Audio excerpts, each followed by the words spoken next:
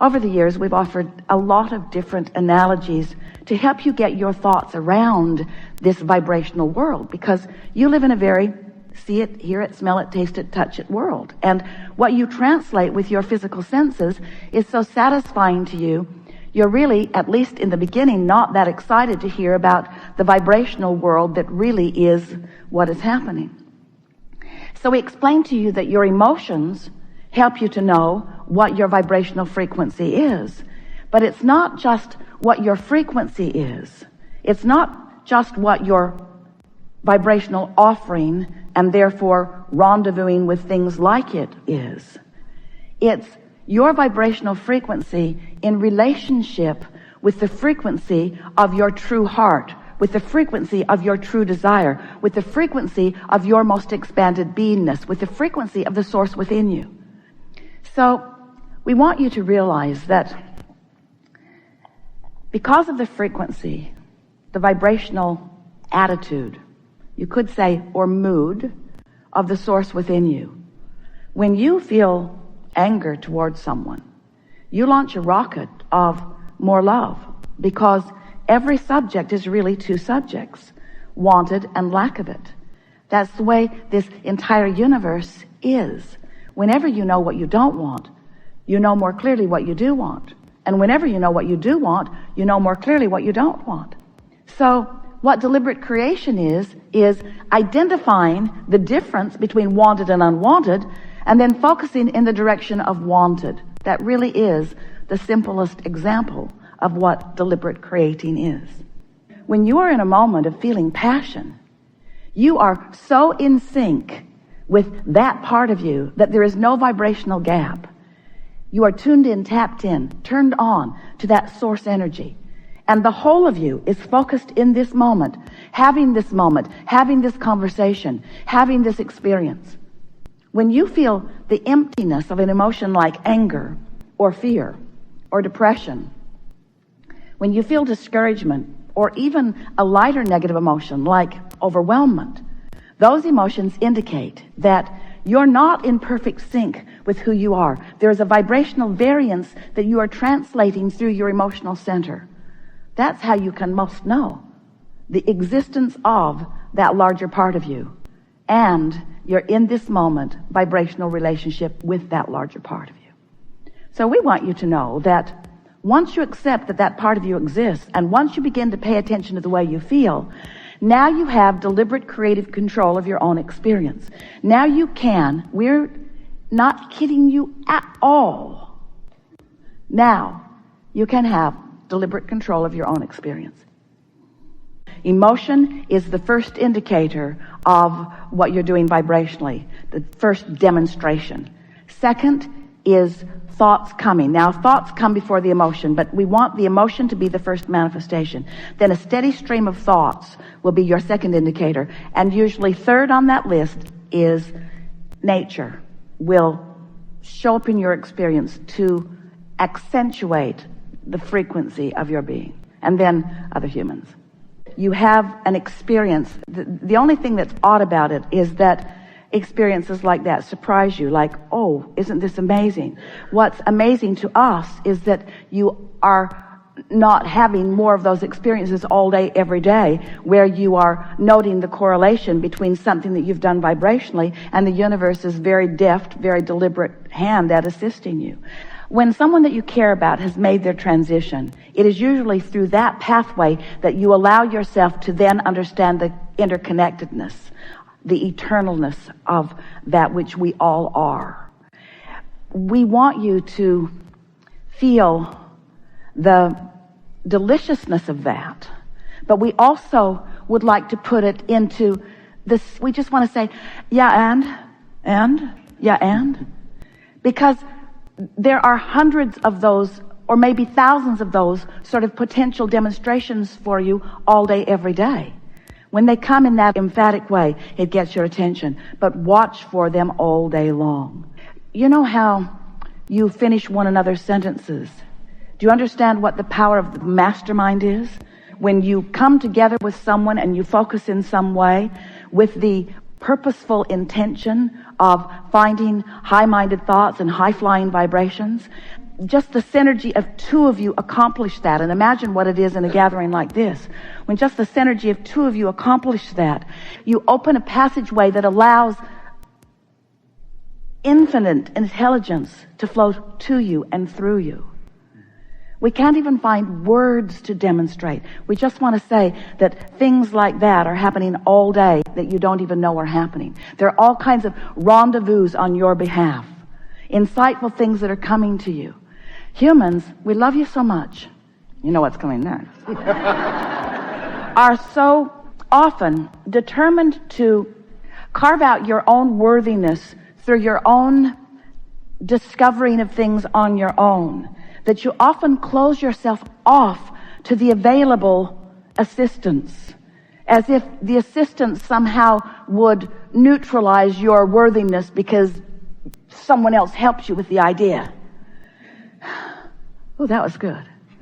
Where what you're really wanting to do is find ways to achieve vibrational alignment with a frequency that allows you to be open to that. And there is not anything that your dearly not ever departed like more than your conscious awareness of something that they are playfully in on like that. And we want to say to you, if things like that the crowd gasps, that's just amazing. You have no idea what's going on your behalf.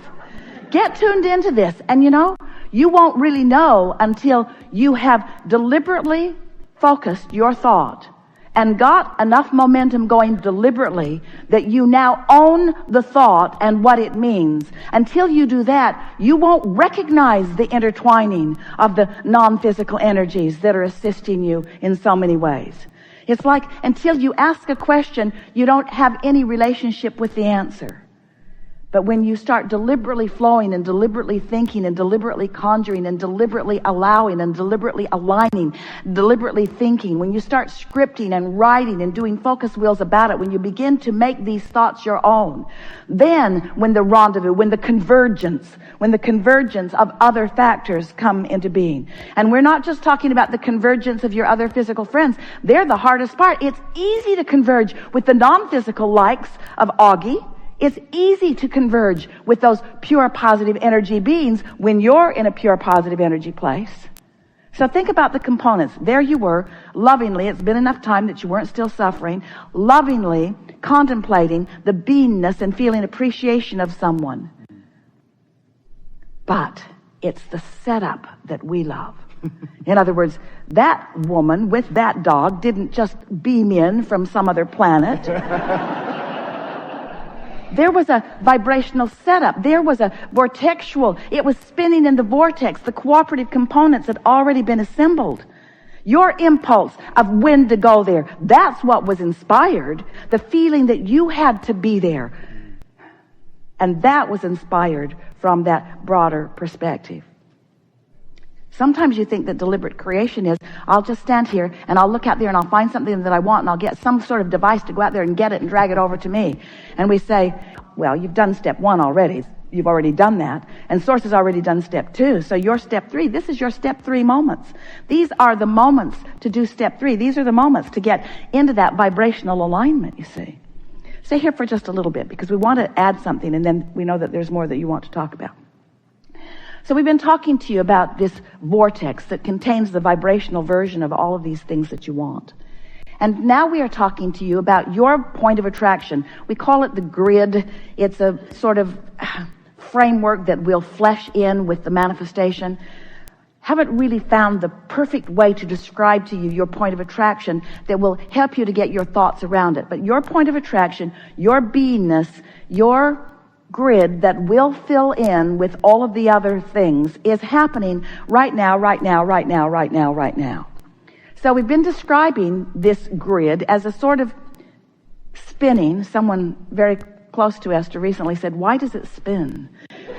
And we say, because it's easier to demonstrate the gathering of the cooperative components in this spinning momentum. So this disc is spinning, and the question is, what is the vibrational frequency of your point of attraction? And you can tell by the way you feel what it is.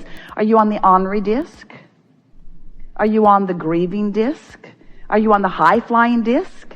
The appreciation disc? The love disc? In other words, there is this emotional scale, and what your mood is, you know what we mean by that. You know where you hang out.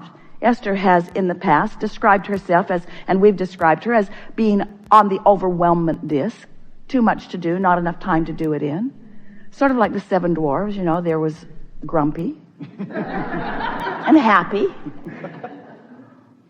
There was despondent. Guilty. There was the guilty dwarf, you remember him? Blameful. About 100 dwarfs now. And you can tell by the way you feel where you're hanging out. Not all the time, but sort of commonly. You know where you usually end up. And we just want to point out that where you usually hang around is what gathers around you. If you look around you and there are ornery people around you, you sort of have to acknowledge that you're on the ornery disc. You sort of showed up at the ornery rendezvous. And if you're on the happy disc, or on the appreciative disc, or on the loving disc, you can tell. And this is what we want to call your attention to. So we've been suggesting that you get on the high-flying disc, on that high-flying, good-feeling disc. And our physical friends say, well, how do we do it? And we say, you were born there. You were born there, but you don't usually maintain it because you're so practical in your sifting and sorting and in your trying to fix things from a physical standpoint rather than wanting to achieve a vibration that attracts things. If you can make that distinction, if instead of working things out through action, you can instead work things out by choosing a vibrational frequency and letting law of attraction work it out. But before you can do that, you've got to accept that you're worthy to begin with, that you're not here proving worthiness through struggle. And that's a hard thing for a lot of physical friends to give up because you want your effort to count for something. And we want any effort that you're applying to be applied toward wanting to be on the high-flying disc. We want it to be a mental effort, but we don't want it to be effort because in the moment that it turns to effort, then you're not on the high-flying disc. So that's a good understanding, isn't it? We have enjoyed this interaction, and words do not do justice to the party that we have as we feel the logic and alignment that takes place within you. We're happy to meet you on your intellectual level, where we find resonance with that which you truly are. It's important for you to know that you are the creator of your own reality, but it's also important for you to know that you have teams, throngs of non-physical assistants that you have not been accessing in your attitude of I need to go this alone. We want you to understand that not only do you not need to go it alone, it's not possible for you to go it alone. But it is possible for you to choose discs where your help isn't and then have a harder journey on your way to where you don't want to go. Whereas you put all of this together and you acknowledge that the path is an easy one and that it's well lighted and that if you do just this simple work that we've been talking about so that the path does light up, then not only will it be a path of ease, but it will be a path of chronic happiness. And then you'll feel like that invincible being where it feels like you're waving this magic wand and anything you point at will open for you. And those who are standing back watching you, who have not been privy to the vibrational exchange, who don't know that law of attraction is managing the universe, and who do not understand that they are emitting a vibration that is being responded to, they will watch you in amazement, and they will call you things like lucky. They will call you things like fortunate. They will marvel at the good fortune that comes to you. But they will not understand that you are now the deliberate creator of your experience. And it's not magic. It's cashing in the vibrational currency that you've always had access to. We don't even need to tell you to spend it wisely because it never stops flowing. Spend it with fun and with eagerness and often. There is great love here for you. And as always, we remain stubbornly